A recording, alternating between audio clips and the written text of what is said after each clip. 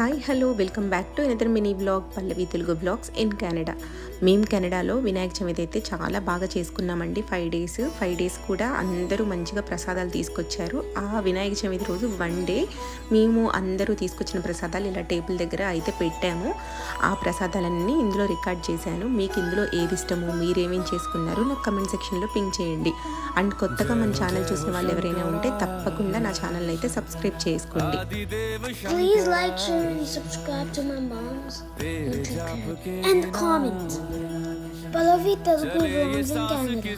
ఈ కుండలో పాయసం అయితే ఎంత కమ్మగా ఉందో అండి. అసలు వేడిగా ఆ రోజు చాలా చల్లగా ఉంది, చాలా బాగుంది.